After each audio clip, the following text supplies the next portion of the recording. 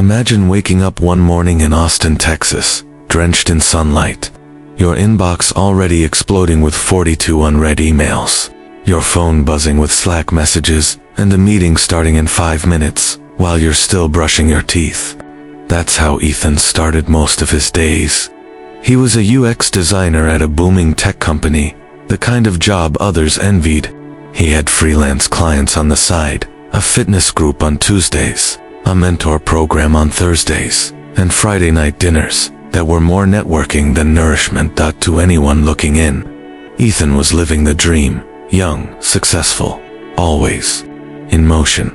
But what no one saw was the tightness in his chest every morning, the gnawing anxiety he tried to meditate away, the moments when, standing in front of the bathroom mirror, he would whisper, "I can't keep doing this," and then smile anyway, because his calendar didn't allow for breakdowns. Here's the part that hits hard. Ethan didn't hate his life. He just couldn't hear it anymore. There's a quiet kind of misery that hides behind overcommitment. It wears the face of ambition. It sounds like, "Sure, I can help with that, and I don't want to miss out, and maybe next week I'll rest." But all of those yeses, every single one, was slowly killing his clarity, his creativity, and his connection to what mattered. What if I told you that by saying yes to everything, you're actually saying no to the life you were meant to live? That's the paradox the Stoics understood over 2,000 years ago. These ancient philosophers, Seneca, Epictetus, Marcus Aurelius, lived in a world of war, politics, and chaos, and yet they preached stillness. They believed that true power wasn't in conquering the world, but in mastering your inner one, and at the heart of that mastery was the simple, often terrifying word, no. Ethan didn't know he was allowed to say no. No to the call at 9 p.m., no to the collaboration that drained him, no to the version of success that made him feel hollow inside. He was scared of letting people down, of missing chances, of seeming ungrateful. But what he didn't realize was that every yes made him invisible to himself. This isn't just Ethan's story. It's your story. It's mine. It's the silent suffering that so many in our generation carry, especially those between 18 and 44, who were raised on hustle culture and the fear of falling behind. But what if falling behind is the only way to catch up with yourself? That's the mystery. That's the tension. That's the reason you need to keep listening. Because in Ethan's collapse is the beginning of something breathtaking, not burnout, but rebirth. So if you've ever felt like your life is full, but you feel empty, if your days are busy, but your soul is quiet, if you've been successful and still feel lost, then this story is for you, because the power of saying no isn't about pushing the world away, it's about pulling yourself back in. It's about hearing your own voice again beneath all the noise. Before we dive deeper into how Ethan's story turns end, how Stoic wisdom reshaped his life in ways he never imagined, do me one small favor. If this message has touched you even a little, hit that subscribe button. Supporting this channel helps me bring more stories like this to light, stories that just might be the mirror someone else desperately needs to see themselves in. Now, let's stir your mind a little. Mini quiz. What's more draining? A. Doing too much of what you hate. B. Doing too much of what you like for the wrong reasons. Drop your answer A or B in the comments. Let's see how many of us are living a life we never meant to choose. Maria was always the one people called first. The one who stayed late to help with group projects, who hosted study sessions, who remembered birthdays with handmade cards. As a psychology student at a top university in Chicago, she wore her empathy like armor proof, that she was kind, dependable, a good person. But under that armor, Maria was crumbling. After a brutal breakup that left her questioning everything, she still couldn't stop saying yes. Yes to organizing mental health panels. Yes to helping a friend move the same weekend she had midterms. Yes to a research assistant role she wasn't emotionally ready for. From the outside, She was the model of resilience. But late at night, Maria would cry silently into her pillow, wondering why she felt so disconnected from her own life. The truth hit her one morning when she was supposed to speak. On a panel about burnout, she stared at her notes, exhausted, and thought, how can I talk about mental health when mine is completely unraveling? That day, she didn't show up, and for the first time in a long time, she didn't apologize. That was the beginning. Saying no is often portrayed as selfish or rude, but the Stoics saw it as a form of inner discipline, powerful boundary drawn not in defiance, but in wisdom. For Maria, discovering Stoicism wasn't a grand epiphany. It began with a quote she stumbled on during a late-night scroll. If you want to improve, be content to be thought foolish and stupid. Epictetus didn't mince words, and something in that brutal clarity spoke to her. In a world that constantly tells you to be everything to everyone, Stoicism offers a radical alternative. Be something to yourself first. Maria began to practice what she called compassionate boundaries. She started saying no, not with resentment, but with love. No to the weekend commitments that left her depleted. No to the internships that looked good on paper, but cost her peace. No to the voice in her head that said, you're only worthy if you're useful. Each no she uttered felt like a rebellion, but also, strangely, like a return home. Maria didn't become cold or distant. She became clearer, more rooted. Her friends noticed the shift. She started journaling about each decision, asking herself, is this mine, or am I borrowing someone else's dream? The more honest she became, the more energy she reclaimed. That's the secret power of saying no. It doesn't close doors, it opens space.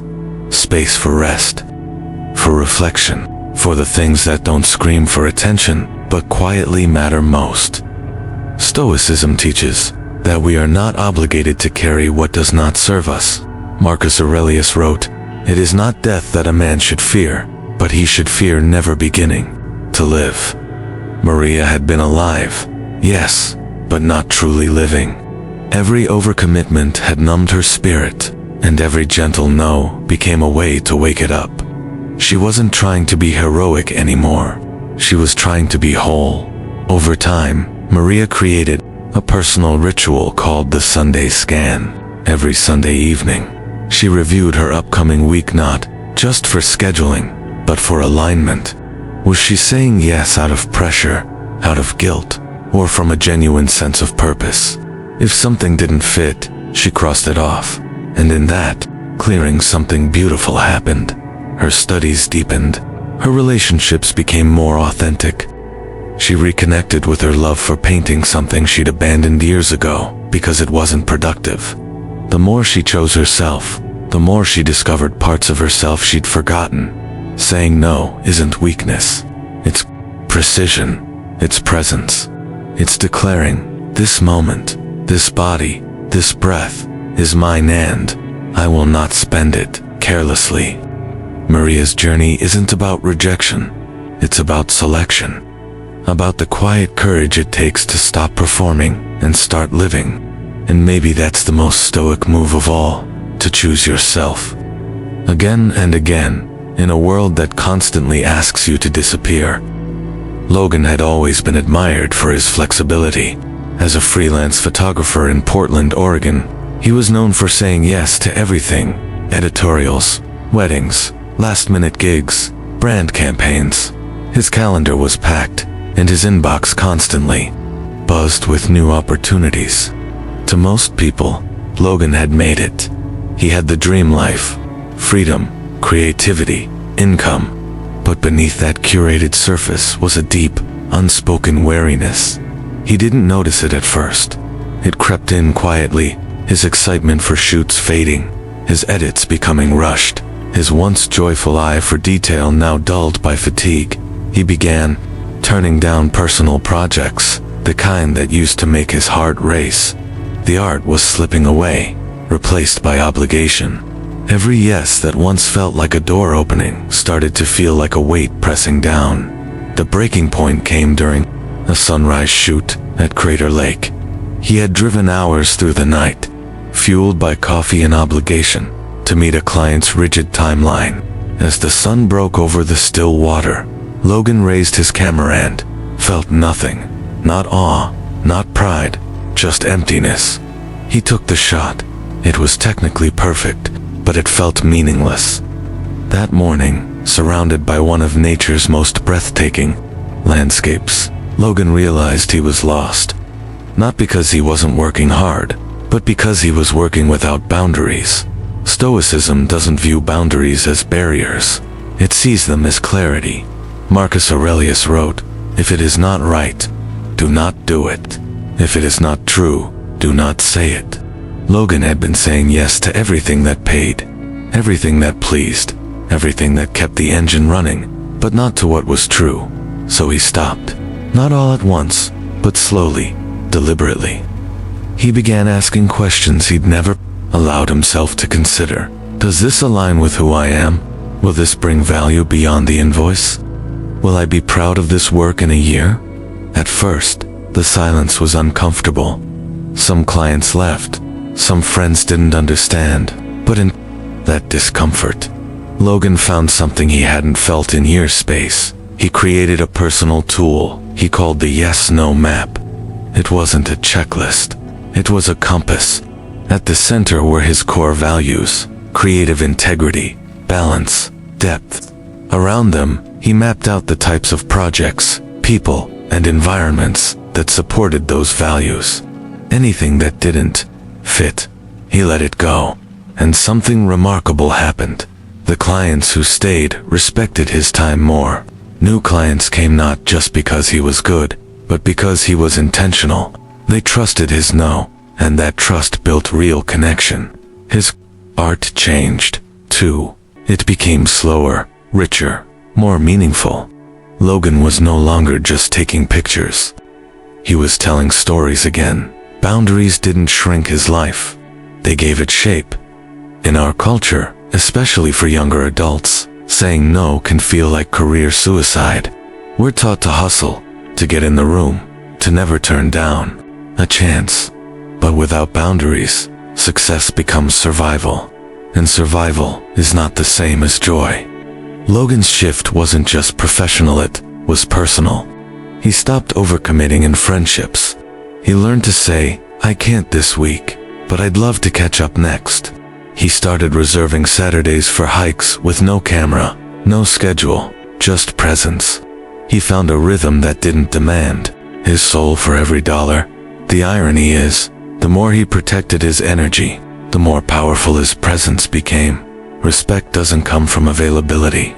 It comes from authenticity, from knowing who you are and what you stand for, and honoring that in every yes and every no. If you're feeling stretched too thin, ask yourself, are you trying to prove your worth, or are you living from it? Logan's story is a reminder that boundaries aren't just protective, they're expressive. They declare to the world, this is who I am, and I value that enough to guard it. That's not selfish. That's stoic, and it's beautiful. Sophie stood in the empty classroom, her fingers still wrapped around the letter she'd just received. It was an official offer promotion to the school's leadership board, the kind of role she'd once dreamed of, complete with a salary, increased status, and a seat at the decision-making table. Her colleagues would be thrilled for her. Her resume would shine. Her future would open up. And yet, Sophie felt a quiet ache in her chest. Her mother's condition had worsened over the past few months. Early onset, Alzheimer's had stolen not just her memory, but the easy rhythms of their relationship. Some days, her mother couldn't remember her name. Other days, they laughed over tea like nothing had changed. Sophie had been balancing both worlds, teaching full-time and caregiving, but just barely. The leadership position, no matter how prestigious, would tip the scale too far. Still, saying no felt unthinkable. She sat in her car after school, torn. How could she reject something so many teachers worked years for? Would people think she lacked ambition? Would her principal be disappointed? The guilt was suffocating. Not just guilt for turning down the offer, but guilt for even considering herself in the decision. That night, she reread a passage from Marcus Aurelius. Choose not to be harmed, you won't feel harmed. It struck her differently this time. Saying no wasn't an act of failure. It was a decision not to harm herself, not to betray what she knew in her gut. She couldn't do both. Not well, not honestly. The next morning, she declined the offer. She expected shame. What followed instead was a strange, unexpected peace. The world doesn't teach us to value our limits, especially not as young adults trying to build lives, careers, reputations. We're praised for pushing through, for maximizing every hour, for carrying more than we can bear. But the Stoics knew better. They didn't equate sacrifice with virtue. They believed wisdom was in knowing when to let go. Sophie's no wasn't rejection, it was redirection. It was the first time she'd chosen herself in a very long time. And that choice rippled. She started carving out quieter evenings with her mom. Sometimes they just sat together in silence, listening to records from the 70s. She noticed her students more, to the little things they weren't saying, the way some came early to class just to feel safe. Her work deepened, not because she had more to do, but because she had more to give. What changed most was Sophie's relationship with guilt. She stopped treating it like a sign of wrongness. She began seeing it as a signal, one that asked, "Are you betraying yourself to meet someone else's expectations?" If the answer was yes, then guilt became a teacher, not a punishment. She started keeping a small no journal, not to justify her decisions, but to witness them. Every time she said no to something that didn't align with her values, she wrote it down. Alongside it, she wrote what that no made possible: a quiet dinner, a full night's sleep, an honest conversation. The journal grew into a kind of testament, a reminder that boundaries didn't make her less loving. They made her love more, honestly. There's an emotional alchemy in learning to say no.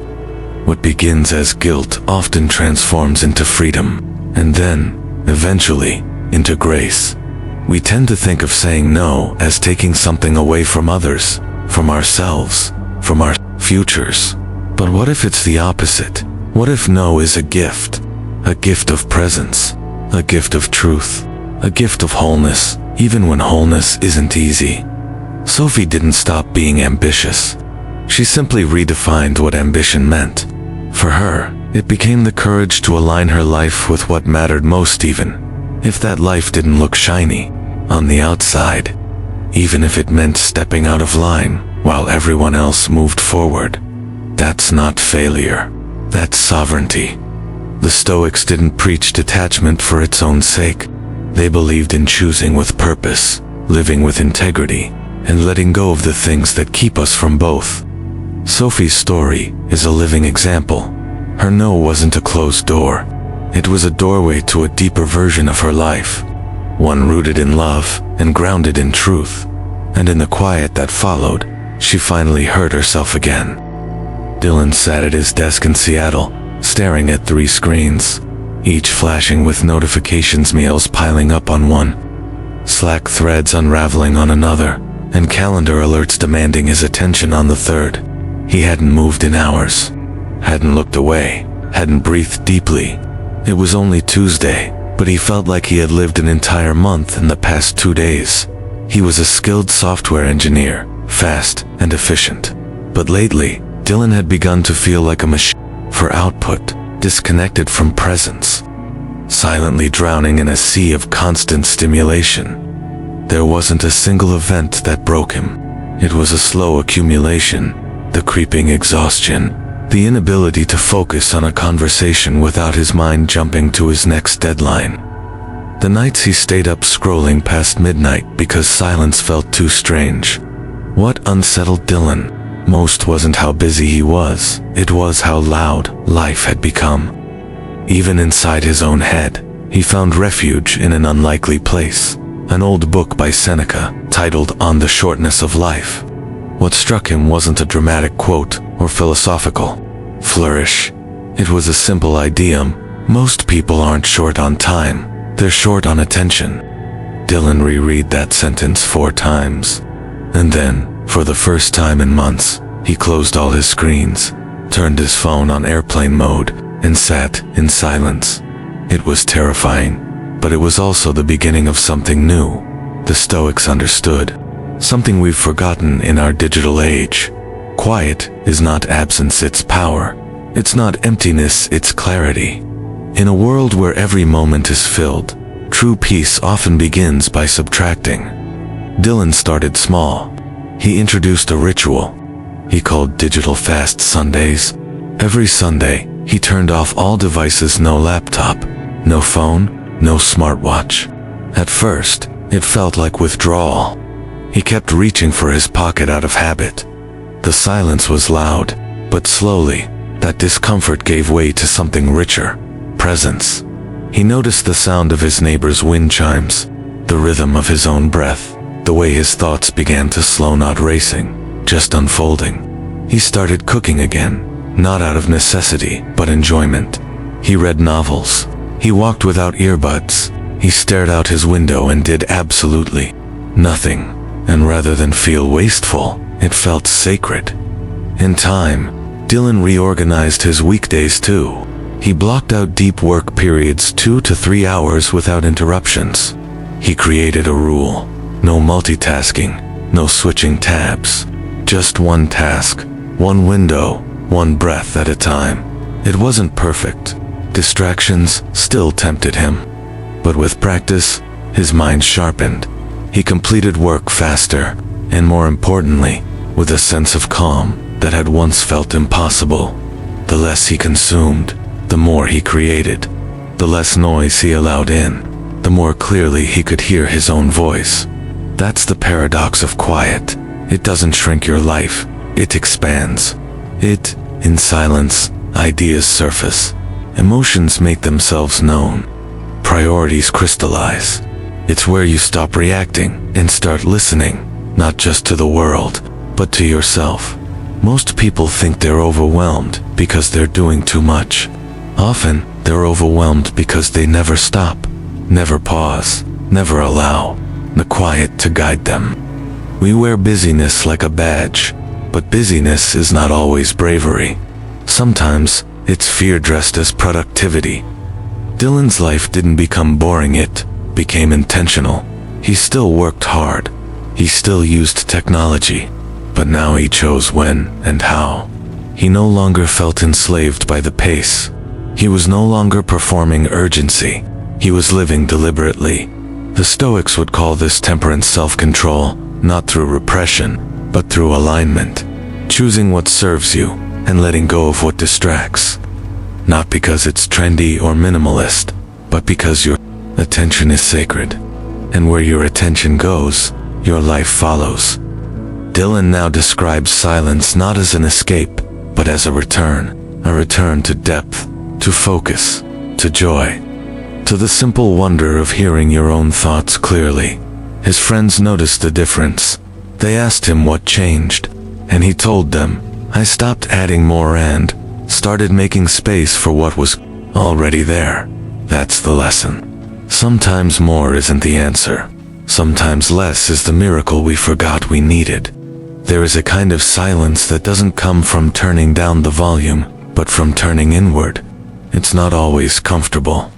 In fact, it's often unsettling at first, because in the stillness, we're finally forced to face the truths we've been too busy to confront. But in that very confrontation lies the beginning of sovereignty. And for people like Ethan, Maria, Logan, Sophie, and Dylan, each of whom dared to interrupt the noise, their quieter life didn't start with a grand gesture. It began with a small, conscious choice. The truth is, transformation rarely happens in one sweeping moment. It happens in the pause before you say yes to something you don't want. It happens when you leave one email unanswered for a while longer, so you can finish your coffee in peace. It happens when you choose to walk instead of scroll, to breathe instead of reply, to be rather than perform. You don't need to escape to the mountains or delete every app on your phone to begin. You need only a willingness to listen to the voice within you that knows what you need before the world tells you what it wants. For some, that first step might be setting one boundary and keeping it. For others, it's the courage to disappoint someone else so that you don't keep abandoning yourself. The way in is different for everyone, but the intention is the same: to live a life that feels aligned, not just impressive. This kind of sovereignty isn't loud. It doesn't ask for applause. It often happens quietly, privately, when no one else is watching. It shows up in your choices, your patterns, your language. It's the difference between saying, "I have to," and saying, "I choose to." Between "I'm so busy" and "I'm protecting my peace." But here's the part most people miss. Your quieter life isn't a retreat from the world. It's a re-entry on your own terms. The more you begin to reclaim your time, your attention, your energy, the more life begins to reflect what you actually value. Not what you've been taught to chase, not what you've been afraid to lose, but what truly resonates. Your mornings become slower, your relationships become richer, your mind becomes clearer. The world doesn't stop being chaotic, but you stop being tangled in its chaos, and the shift, while subtle at first, becomes profound. One of the most powerful tools for building this sovereignty is something I call the rule of 3 no's. Each week, commit to saying no 3 times.